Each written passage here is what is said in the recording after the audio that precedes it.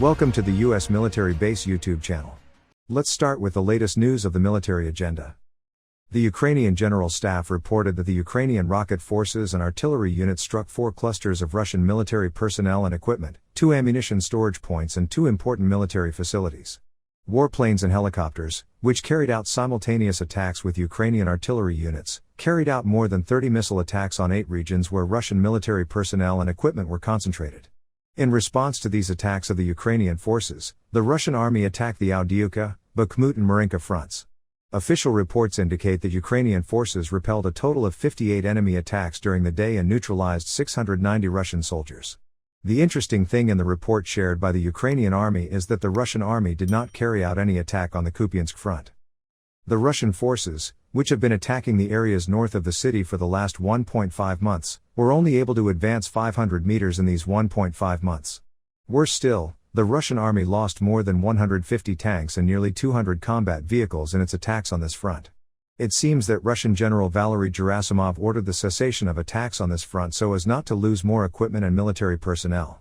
However, the Russian commander's loss of much more military personnel and equipment than anticipated as a result of the strategy implemented for the last 2.5 months seems to lead to a heavy defeat in the most important area within the 1,000 kilometers front line.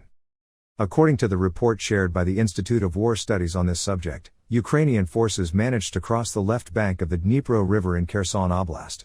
The ISW reports that visual data provided by Russian military analysts show hundreds of Ukrainian soldiers deploying on the left bank of the river. Sources say that soldiers belonging to the Kraken Group, the most elite unit of the Ukrainian army, are also in this area. Worse, images shared by Russian military analysts show that the Russian army has lost control of almost all of the islands on the Dnipro River. According to analysts, the Russian army's failure to send enough artillery and missile units to this region caused the Ukrainian forces to easily cross the river. When we look at the news from the region, we see that the Russian commanders realized their mistakes, albeit late, but the situation has reached a point where there is no compensation. In addition, all 14 promised British Challenger 2 tanks are now in Ukraine. London revealed this information a few days ago when the Ukraine Contact Group was holding talks at the German military base Ramstein. However, information on exactly when the tanks were delivered differs. However, Britain declared that there are not only tanks on the territory of Ukraine. 32 units of 155mm AS-90 self-propelled howitzer and more than 150 Bulldog armored vehicles entered the inventory of the Ukrainian army. With them, London delivered hundreds of missiles. However, perhaps the better news for Kiev is London's intention to supply 300,000 shells to Ukraine. Expressed as the daily consumption of bullets by the Ukrainian army, this equates to about 1,000 bullets per day. Many times both we and other information channels have reported a shortage of artillery shells and missiles in Ukraine. The ratio between used shells and missiles from Ukraine and Russia continues to favor the Russian armed forces several times. It would also be interesting for the British Ministry of Defence to share more information about the conditions for sending British tanks. Of course, for security reasons, the British Ministry of Defence will probably never tell. While we don't know which batch of Challenger 2 was chosen to take the tanks to Ukraine, the British were probably able to update every Challenger or at least turn it into a complete combat kit. There is reason to be concerned about the condition of the British tanks sent. In 2019, then UK Defence Secretary Ms. Penny Mordaunt announced that the Challenger 2 has not had an upgrade since 1998. According to him, London prioritized the development of Challenger 3. According to the claims in the Russian press, these 14 tanks will not be the only tanks delivered from London to Kiev. The Russians think that London will make a second or even a third slice of tank, but they do not dare to speculate about possible delivery quantities. On the other hand, according to the report shared by the British intelligence, the Russian government started a new mobilization to add 400,000 new soldiers to the army.